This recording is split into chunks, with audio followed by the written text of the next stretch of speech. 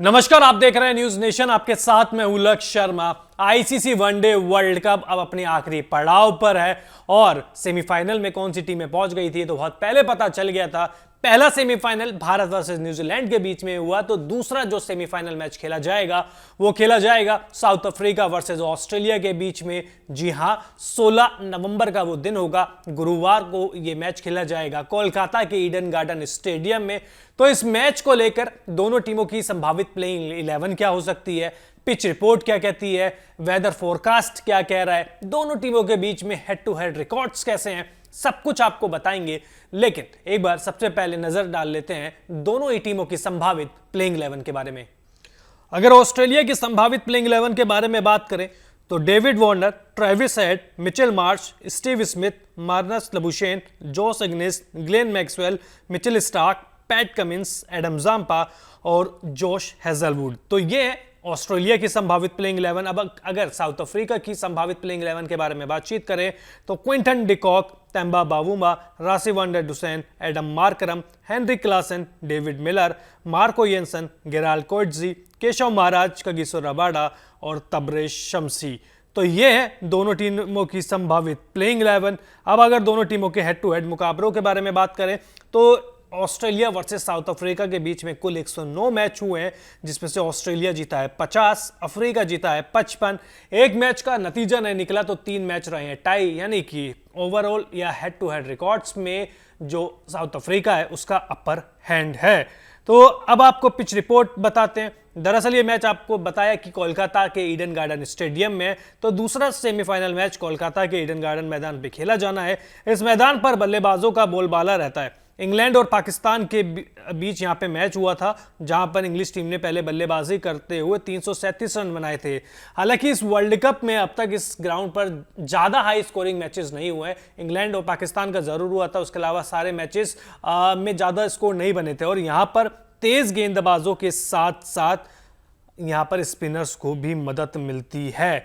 तो अब आपको पिच रिपोर्ट भी बताई, अब आपको संभावित प्लेइंग 11 भी बताई, हेड टू हेड रिकॉर्ड भी बताए, तो वेदर रिपोर्ट भी बता देते हैं। तो वेदर रिपोर्ट भी आपके लिए शुभ समाचार ला रही है, क्योंकि बारिश की कोई प्रेडिक्शन है नहीं। आपको पूरा मैच देखने को मिल सकता है। 4 से 5% बारिश की प्रेडिक्शन की गई है, तो इसका मतलब ये है कि अगर बारिश आई भी तो भी ज्यादा खलल नहीं पड़ेगा, बूंदाबांदी होने की संभावना है। और ईडन गार्डन का वैसे भी ड्रेनेज सिस्टम है वो बेहद अच्छा है।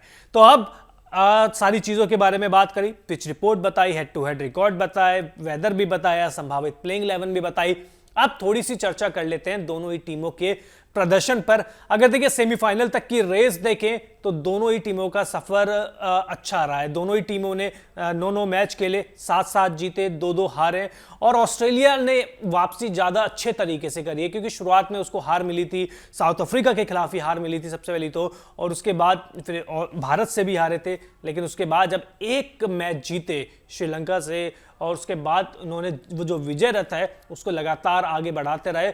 और अब इस टीम ने अपना मोमेंटम पकड़ लिया। इस टीम ने, वो कहते हैं ना कि अंदर से खिलाड़ियों को कॉन्फिडेंस आ गया है कि अब कुछ भी कर सकते हैं। और जो पिछला मैच अफगानिस्तान के खिलाफ जो मैक्सवेल ने वो पारी खेली थी, तो आप उस स्थिति से अगर मैच जिता लाते हैं तो आपकी टीम किस लेवल की है आप समझ सकते हैं। तो चलिए खिलाड़ियों के बारे में बात कर लेते हैं। तो देखिए, ओपन करेंगे डेविड वार्नर और ट्रेविस हेड। ट्रेविस हेड ने चोट के बाद वापसी तो अच्छी करी थी, न्यूजीलैंड के खिलाफ शतक भी लगाया था, लेकिन उसके बाद से बल्ला थोड़ा सा शांत दिख रहा है। तो उनको थोड़ा सा अगर वो टाइम लेंगे तो वो बड़ा स्कोर बना सकते हैं। डेविड वार्नर रन बना रहे हैं, लगातार रन बना रहे हैं, लेकिन उनके साथ दिक्कत क्या है, या तो वो बहुत बड़े रन बनाएंगे या वो फिर बिल्कुल 0, 4, 5, 10, 15 यहीं पे अटक जाएंगे। तो उनको पारी को बिल्ड करना होगा और उनको, वो कहते हैं ना कि अहम योगदान निभाना होगा। इसके बाद मिचेल मार्श ने पिछले मैच में 177 रन बनाए थे बांग्लादेश के खिलाफ, और दिखा दिया था कि फॉर्म में भी इससे पहले भी रन बना रहे थे। और 177 रन की बड़ी पारी खेलने के बाद तो उनका कॉन्फिडेंस कुछ अलग ही लेवल पे चला गया होगा। स्टीव स्मिथ के बल्ले से रन नहीं निकल रहे हैं, दिक्कत है। स्टीव स्मिथ का पूरा वर्ल्ड कप बड़ा शांत है। एक नीदरलैंड के खिलाफ अर्धशतक आया था, उसके अलावा सब कुछ वो कहते हैं ना बड़ा सूना सूना सा है। लबुशेन देखिए, उनके बल्ला शुरुआत में तो बोला था, लेकिन धीरे धीरे उनके बल्ले को भी जंग लगती रही और वो उनका बल्ला भी अब शांत हो गया। मैक्सवेल पिछले मैच में नहीं खेलेंगे थे बांग्लादेश के खिलाफ, इस मैच में उनकी वापसी हो जाएगी, वो आएंगे फॉर्म में। अफगानिस्तान के खिलाफ दोहरा शतक लगाया, उसके बाद क्या ही बात करें, फॉर्म के बारे में क्या बातचीत करें।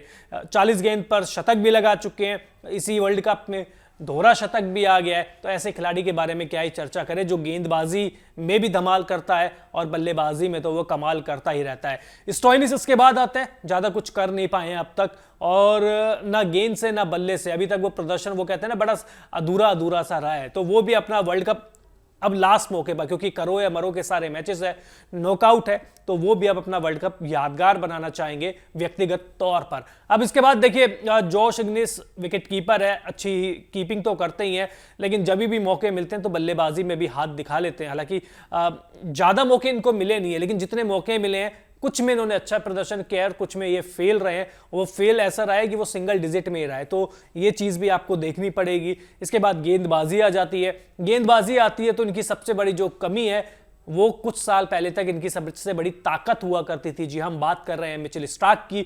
मिचेल स्टार्क जब से उन्होंने, देखिए, वर्ल्ड कप अभी इनका चालू हुआ है, नीदरलैंड के खिलाफ वार्म अप मैच में हैट्रिक जरूर ली थी, उसके बाद पूरा सुना है, पिटाई भी होती है, विकेट भी नहीं ले पा रहे हैं और बेहद खराब फॉर्म। हालांकि गिरते पड़ते उनकी जगह अभी भी बनी हुई है, लेकिन अब उनको साउथ अफ्रीका के खिलाफ कुछ अलग प्रदर्शन करना होगा। जोश हेजलवुड अच्छा प्रदर्शन कर रहे हैं, पैट कमिंस भी, एडम जाम्पा 22 विकेट ले चुके हैं, तो उनके बारे में क्या ही बातचीत करें।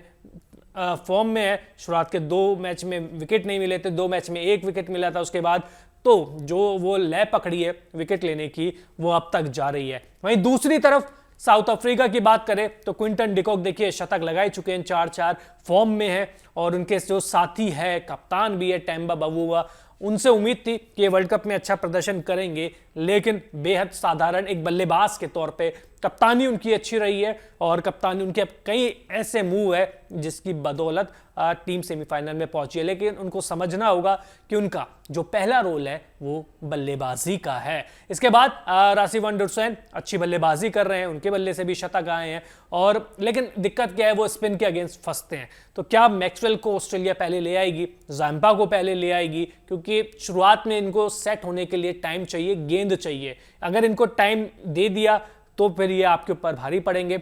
आते के साथ इनको आउट कर दीजिए, सेट होने का टाइम ही मत दीजिए। इसके बाद एडम मार्करम अच्छी बल्लेबाजी कर रहे हैं, फॉर्म में भी है लगातार, और अब तो थोड़ी बहुत गेंदबाजी कराना शुरू भी कर दिया है। तो एडम मार्करम कोई परेशानी नहीं, बड़े अच्छे तरीके से खेल रहे हैं, जैसे खेलते आ रहे हैं उसी तरीके से खेलते रहे। इसके बाद हेनरी क्लासन, डेविड मिलर, दोनों प्रदर्शन अच्छा कर रहे हैं, निचले क्रम पर बल्लेबाजी भी अच्छी कर रहे हैं। तूफानी शुरुआत भी होती है तो उसके बाद खत्म भी उसी तूफानी तरीके से करते हैं ये दोनों।